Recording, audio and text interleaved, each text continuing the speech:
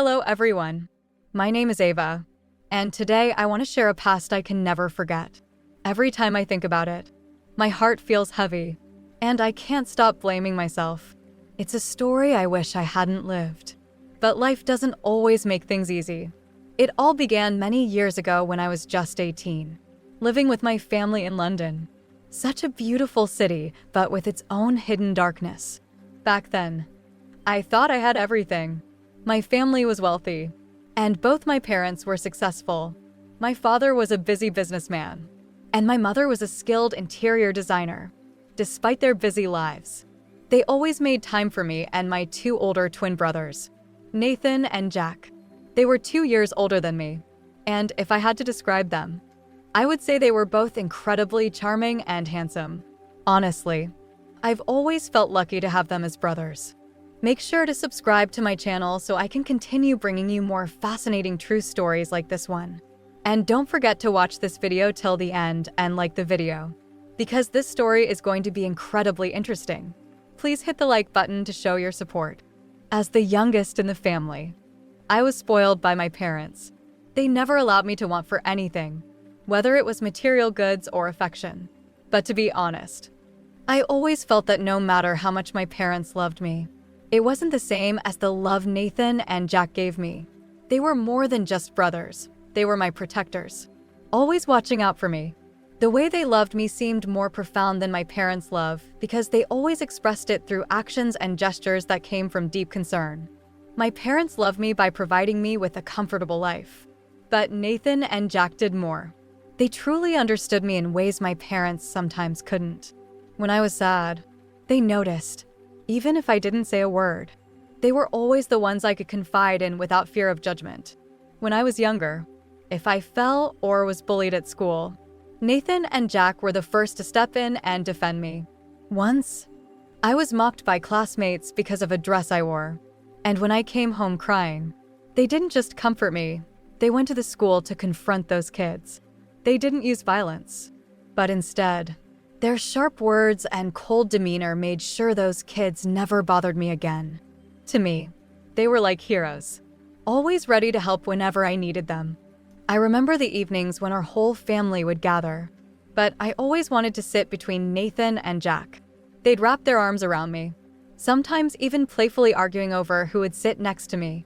They always joked, calling me their little princess, and swore it was their lifelong duty to protect me. Over time, I began to realize that their love for me was different from anyone else's. They were also the first to help me through my teenage insecurities. When I felt unsure about my appearance, Jack would spend evenings teaching me how to apply light makeup and reassure me that I was beautiful just the way I was. Nathan helped me pick out clothes, always calling me the cutest little sister in the world. They made me feel cherished, and their love was something special. In my eyes, they weren't just my brothers. They were my emotional rock. Whenever my parents were busy with work, Nathan and Jack were the ones who took me to school, helped with my homework, and ensured I never felt lonely. Late at night, if I couldn't sleep, I would knock on their door, and they'd always greet me with a warm smile. Sometimes, they would tell me funny stories or simply sit by me until I drifted off to sleep. It was those small things that made me believe their love for me was far greater than anything I ever received from my parents. But that love, the one I believed to be pure and innocent, would eventually lead to a haunting experience that changed everything. I'm not sure if anyone will truly understand, but when I was 18, something happened that completely altered my life. I will share the rest when I gather the strength to face that part of my memory. I remember it clearly because we were so close. As the youngest in the family, I often did silly things without fear of scolding. Sometimes, I would suddenly jump in and hug them or casually sit on their laps if they were sitting somewhere.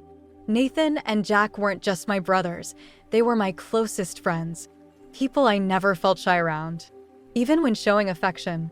One afternoon, on a warm summer day, I walked out of my bedroom. The sunlight streamed through the large living room window, creating a peaceful atmosphere. Nathan and Jack were sitting on the sofa, focused on the TV. I didn't know what they were watching, but they looked very absorbed in it. Without thinking, I walked closer, rubbing my eyes. They didn't notice me approaching, so I mischievously jumped onto the sofa and sat on both their laps. At that moment, Nathan was startled, and Jack burst out laughing. "Little sister, what are you doing?" I chuckled, said nothing, and settled comfortably on their laps, resting my head on Nathan's shoulder. "What are you two watching so intently?" I asked, but didn't get an answer right away. When I glanced at the screen, I realized it was a romantic movie, and just at that moment, the movie was reaching its emotional climax. The two characters on screen were hugging and sharing a passionate kiss. Seeing me staring at the screen, both Nathan and Jack became awkward. Jack smiled shyly and quickly covered my eyes with his hand. "Don't look. Ava, this isn't a kid's movie," he said. I laughed, trying to wriggle out of his grasp. "I'm not a kid anymore. I'm 18, I teased, though secretly. I found the scene quite interesting. I continued trying to peek through Jack's fingers, laughing and teasing them at the same time. At that moment, I unconsciously moved my hand to balance myself on Jack's lap. Whether intentional or not, my hand brushed something inside his pocket. The hard, warm feeling startled me, and my heart raced. I quickly pulled my hand back. I didn't dare look at either Nathan or Jack.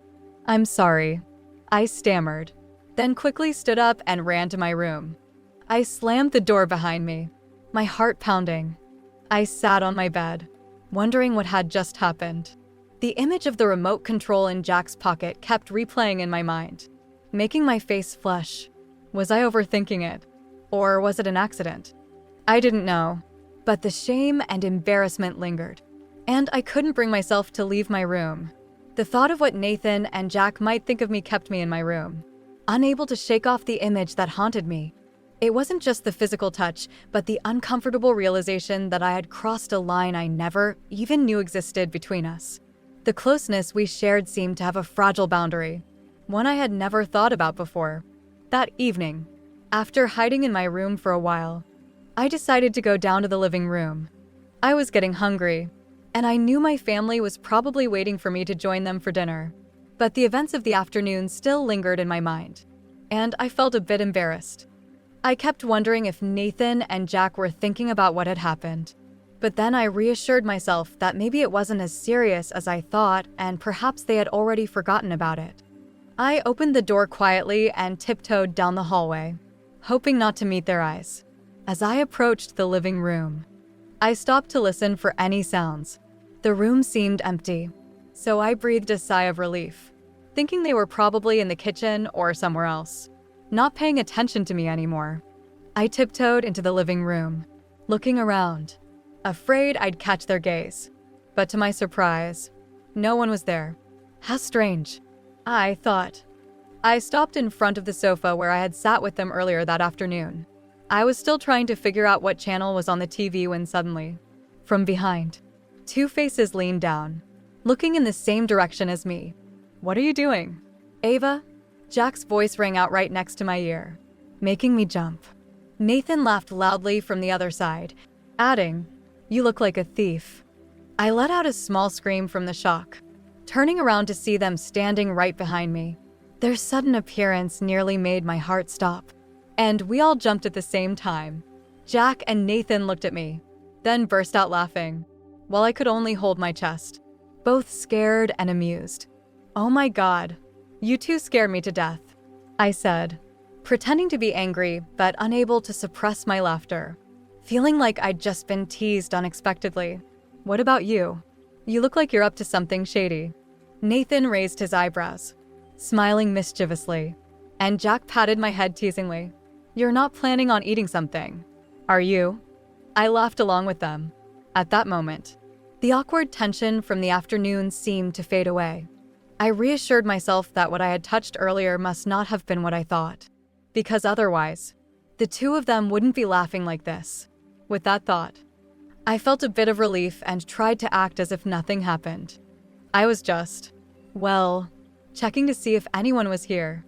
I smiled brightly, trying to change the subject. "What are you two doing behind me? Are you trying to scare me?" Jack shrugged, pretending to be serious. "Yeah, I just wanted to scare you a little, but I didn't expect you to get so startled," Nathan added, his voice playful. "Who would have thought you'd jump up like that? Your face was priceless." We all burst out laughing. The atmosphere became lighter and more cheerful. At this moment, Nathan placed his hand on my shoulder and said, "Okay, let's go eat. The whole family is waiting for you." I nodded, smiled, and followed them into the kitchen. The family was already gathered around the dining table. My parents smiled gently when they saw me come in, and I sat down, feeling the warmth of the kitchen and the peaceful, cozy environment. During dinner, the conversation was full of laughter. My parents talked about work, while Nathan and Jack occasionally teased me with light jokes. I joined in, and the feeling of embarrassment from earlier seemed to have completely disappeared.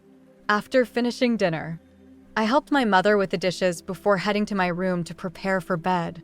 As I lay in bed, I reflected on the events of the afternoon and the teasing just now. Although I still felt a bit embarrassed, I no longer felt anxious. I smiled to myself, reassuring myself that it would be okay. Nathan and Jack are still the best brothers I've ever had. With that, I fell asleep peacefully. The next morning, however, things weren't quite over. My room and Nathan and Jack's rooms were only separated by a thin wall, so even the smallest sounds like movies or music could be heard. I was known for sleeping late, but that morning, I woke up early at 7 a.m. At first, I thought I was still dreaming, or maybe the sunlight through the curtains was blinding me. But no, after a few minutes of waking up, I realized there was a strange sound coming from the next room. My room was positioned between Nathan and Jack's rooms. Our house had thin walls, so even the slightest noise traveled easily. I was used to hearing them play games or talk, but this time, the sound was different. At first, I assumed they were watching an action movie, but the longer I listened, the more certain I became that something was wrong. The sound wasn't like typical movie noises. There was a strange rhythm to it, sometimes long, sometimes short. My heart started to race, and a thought popped into my mind, making my face go red. I didn't want to believe it, but the sound grew clearer. It wasn't music, and it wasn't just regular talking either. Even though the walls blocked the sound, I could still hear rapid, sensual noises mixed with heavy breathing. I tried to tell myself to ignore it, but the more I listened, the more certain I became that Nathan and Jack were watching something special. A rush of shame washed over me. Why was I awake? Why did I have to hear this? My heart was racing, and I felt like I was burning. I put my hands over my face, trying to stop the thoughts that kept invading my mind. This is private, I told myself. Everyone has seen things like that. Even I have. But hearing it coming from their room made me uncomfortable. We had always been close, and I never imagined facing this situation. I didn't want to hear it, but the sound seemed to cling to me, clearer and clearer. I sat up, got out of bed, and opened my door quietly. I didn't know what I was going to do, but I couldn't stay still any longer. I walked softly down the hallway, trying to avoid making any noise. But as I reached Nathan and Jack's door, the sound became so clear that it felt as if the walls had disappeared. I stood still, unsure what to do. My heart was pounding, and I felt embarrassed, confused, and uncertain. I had always known that these things happen, but hearing it from Nathan and Jack's room was completely different. I bit my lip, unsure if I should go back to my room or stay where I was. Curiosity got the best of me, and I leaned against the door, trying to calm myself. The sound only grew louder, pulling me in. Suddenly, the door swung open, and I stepped back in surprise. Jack stood in front of me, eyes wide with shock, looking like he'd been caught in something he shouldn't have been doing. We stood there, facing each other for what felt like an eternity. The silence was unbearable. Jack cleared his throat, trying to break the tension. "Ava, what are you doing here?" he asked. His voice flustered, avoiding eye contact. His face was red, and I could tell he was just as embarrassed as I was. I couldn't look at him either. My heart was pounding in my chest, and I could hardly get the words out. I was just passing by. I stammered. It didn't sound convincing, but it was the only thing I could think of at the moment. Just then, the sounds inside the room suddenly stopped. Nathan walked out from behind Jack, his face as red as Jack's. They both exchanged glances, trying to find the right explanation, but no one said anything. The awkward silence was overwhelming, and I forced an uncomfortable smile, trying to hide my embarrassment. I was just passing by. I repeated, "Nothing. I'm leaving." I turned and quickly walked away, eager to escape the situation. When I got back to my room, I quickly closed the door and leaned against it, letting out a deep breath. My heart was still racing, and a strange, embarrassing feeling washed over me. I couldn't stop replaying the awkward scene in my head. The image of Jack opening the door and Nathan's expression when he stepped out lingered in my mind. The atmosphere between the three of us was thick with tension, and I couldn't shake off the feeling. I kept wondering what they were thinking about me at that moment. Maybe they felt as awkward as I did, or perhaps even more so. What bothered me most was the fact that I had overheard something I shouldn't have. It might have been an unfortunate accident, but I feared it would change how I saw Nathan and Jack, my two closest companions, my brothers, my protectors. I put my hands over my face, trying to block out the negative thoughts. But the more I tried to ignore them, the louder they became. I told myself that this was just an unexpected moment, something no one wanted to happen. Maybe I was overthinking it, but I couldn't help it. I stood up, pacing around my room, trying to shake off the unease. It was just an accident, I muttered to myself, as if trying to convince myself it wasn't a big deal. But deep down, I felt like something needed to change. Something had to make this feel normal again. Just then, I heard a knock on my door. My heart sank. I knew it couldn't be my parents. They didn't usually knock when they needed me. It had to be Nathan or Jack. I took a deep breath, trying to calm my nerves before opening the door. When I did, I found Jack standing there, still looking flustered, his eyes averted, clearly trying to regain his composure. He scratched his head awkwardly, a shy smile on his lips. "Ava, I'm sorry about what happened earlier. It's not what you think. Nathan and I were just watching a movie, and maybe the timing wasn't right." I stood still for a moment, looking at him with hesitant eyes. His face was red, his gaze uncertain, and I could feel the confusion in his voice. Then Nathan stepped up behind him, his face showing the same shyness and embarrassment as Jack. Both of them were trying to find the right words, but the tension was so thick we couldn't seem to speak. It felt like we were all waiting for someone to break the silence. I realized that if this awkward moment continued, it would only get worse. So, I took a deep breath and decided to break the ice. I smiled, feeling a little embarrassed but trying to sound casual. "Come on. I didn't mean to make things awkward," I said, trying to lighten the mood. "Don't look so tense. I was just passing by." "Really?" Jack and Nathan exchanged a look, silently communicating with their eyes. After a moment, Jack sighed and smiled faintly. "Are you sure, Ava? You don't feel uncomfortable?" he asked, his voice full of uncertainty. I immediately reassured them, trying to ease their worries. "No, I'm fine. Actually, I think I love you both even more," I added quickly, trying to make them laugh. They both looked at me with surprise, and for a moment, there was a silent understanding between us. Then I thought of a way to make things less awkward. I took Jack's hand and pointed at Nathan. "Let's go to my room and talk for a bit." "Okay, let's consider this as making up for the awkwardness," I suggested. Both of them were surprised by the suggestion, but after a brief pause, they nodded. It seemed like the only way to break the tension. I smiled and turned, walking toward my room with the two of them slowly following behind. When the three of us sat down on my bed, I decided to lighten the mood by making a joke. I looked at Nathan and teased, "So, the movie was so good that you both lost track of time." Nathan laughed awkwardly, covering his face with his hands. "Come on, Ava, stop teasing. It's just, we didn't think you'd hear it." "Really?"